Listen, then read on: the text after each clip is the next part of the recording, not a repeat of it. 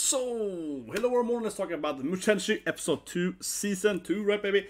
And yeah, getting another love interest. Let's first talk about that, right? Of course, Sarah-chan, Aries 2.0, right? The Tsundere being saved by Rudy. And I do think that it's a pretty cute romance, right? But I always say it here, and I said it in the report too. I love Mushoku Tensei, but this is probably the most by-the-book storytelling. I mean, obviously, Aries herself is a Tsundere that falls for the guys hates, right? I mean, it's a classic anime, don't get me wrong. But this here really feels like rebound Tsundere I had last week.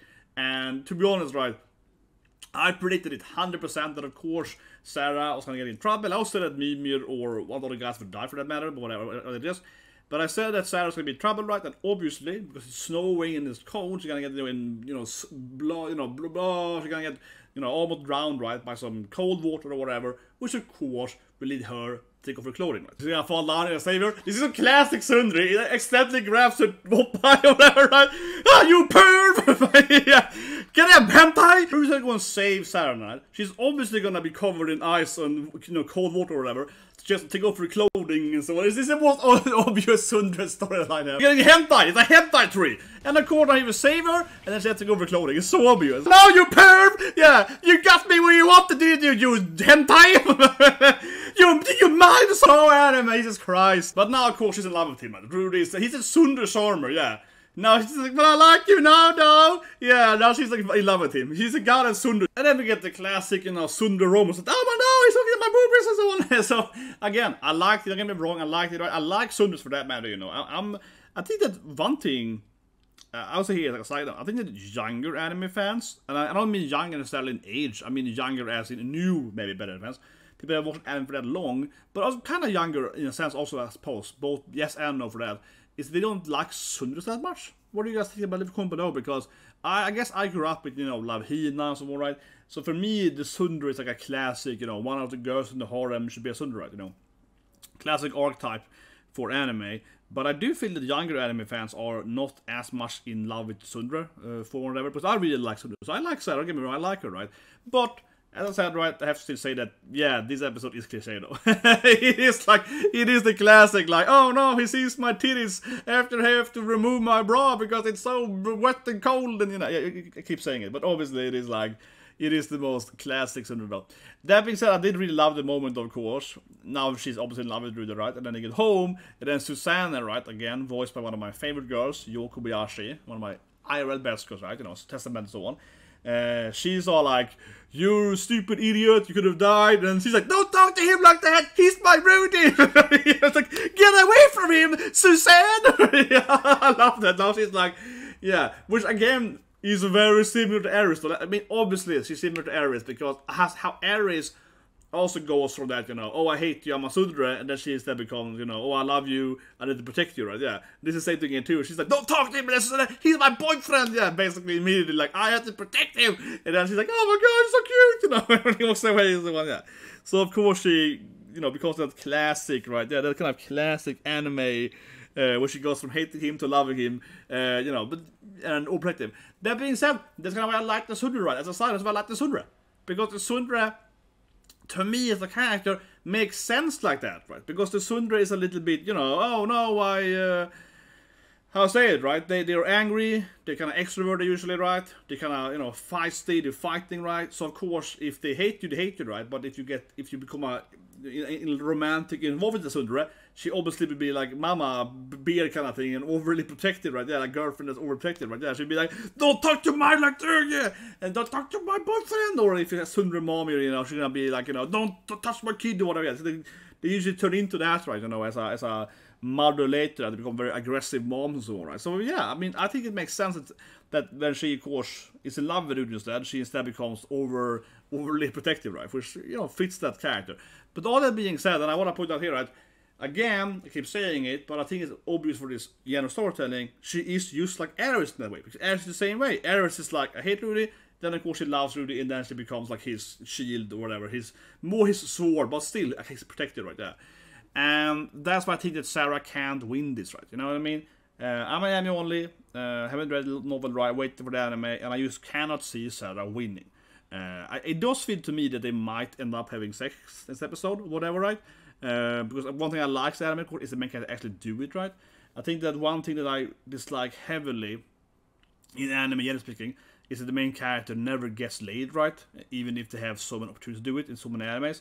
And that's one thing I like in this anime, right? That it actually feels more real because Rudy actually gets to score, right? You know what I mean? And so I think that he might definitely score with Sarah.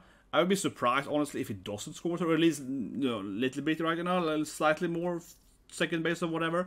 But her winning to me seems like 0, right? Because she's obviously just Ares 2.0, yeah. Her winning, actually becoming his final love interest, to me seems incredibly unlikely.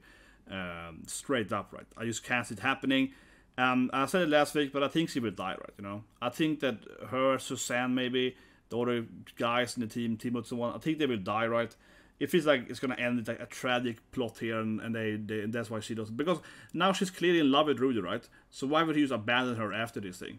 So if she doesn't die, I have a hard time seeing why, unless like maybe Ares gets involved somehow, and then he goes with her instead. But yeah, maybe Roxy, maybe Sylphiette, I guess. But I mean, I suppose Rudy might meet one of the other girls, and then he goes with them, and that's why it splits from Sarah and Suzanne. But it feels weird. It feels like Suzanne and Sarah will stay with Rudy until they die or something. I don't know, but I do feel that Sarah is probably gonna die, like straight up, because she really is too similar to Ares to become a true love interest. I think she's like a temporary Tsundere waifu, and then she dies probably. What do you guys think? I think no spoiler, of course, but I really think that she can't win this thing. Then lastly, talk about Rudy getting called out. Now, I think this is interesting, right? Because he's obviously right. He's a rude bastard, except saying reaction part is rude to him, of course. But I want to say it again, yeah, he's clearly right from a general standpoint. Rudy, as he said, he's half-hearted, or something, half-assed, I said, right? Rudy could go out there and save Sarah easily, right, with his magic. Rudy holds back when they're fighting and so on, so he's already at that point, he's kind of half-assed doing stuff, right? And just like he said, Rudy definitely looks down on people. He's quite condescending, right? He's like, these freaking isekai people, and they're stupid or whatever. Yeah, Rudy clearly looks down on them, to some extent, right? He's right on that. And yeah, speaking that Rudy is like pretending to be happy or whatever and so on. That being said, it's kind of like calling out someone with heavy depression. Oh, stop being depressed, loser! It's kind of like that to some extent as well, right? So he's obviously like taking it too far. And, Rudy or anyone else can't help being depressed or whatever. But at the same time, though, Rudy is depressed, but he also is half-assing it, you know what I mean? You can be both, right? For example, I have one friend, right? He's very, very lazy, okay? I have a friend, he's incredibly lazy. It's not me, okay? No, but really, he's very, very lazy. And he finally went back to school, I think, this year, yeah, to get a degree or whatever. He's just lazy, right? And he will always blame, and that's why we're still friends, but he's kind of like, I feel like Rudy. He will always blame, like, oh no, but I got, this letter combination, I got these issues or whatever, right? And I'm just like, yeah, it's true that you might have X issue, but you're also just very lazy. I've known you for 20 years, okay? I've known him since junior high school. He's I know him since I was like 13, yeah. I met him when I was like 13 or 14, okay? I know this guy for many, many years, right? And I'm just like, yeah, of course you have some issues, clearly, but also you're just really lazy, right? You can have, depression or whatever, right? You can also be lazy on the same time. And I feel this is kind of what he points to, that, yes, Rudy has mental issues, right? Of course, clearly, both from his trauma as a kid, right? On Earth and so on, obviously. But at the same time, Rudy is also kind of half-assing it, right? You can't just say that he's not half-assing it. So I do think that's like a good point that when he called out Rudy here. Even though he obviously overstepped later or whatever, he's kind of like grabbing him and so on. Of course, let's take it too far, but... and I think the author purposely made him look like Paul, right? He looks like a dad. He has a similar appearance to his father, a lot. And also similar, in that take on, like, that Rudy is like, you half-ass doing it. Yeah, you clearly are much stronger than this. You can clearly do it better. You can do it faster, more efficient. Mimir probably could be alive if you actually had helped him earlier or whatever. Yeah, you know what I mean? And this kind of thing, too. He's kind of like, Mimir might have died anyway, but it feels like, if Rudy was just going around being his top of the game badassery, maybe Sarah and Mimir would never be the issue to begin with, right? It feels like Rudy could probably go around and just like take care of all the monsters by himself pretty quickly, you know what I mean? So he's generally, I think, right. And it was interesting seeing him Rudy being caught up, being like, you're a goddamn loser, Rudy. Yeah, do better. Yeah, I like it. It was interesting. But again, subscribe, slap button, and I'll see you guys with more.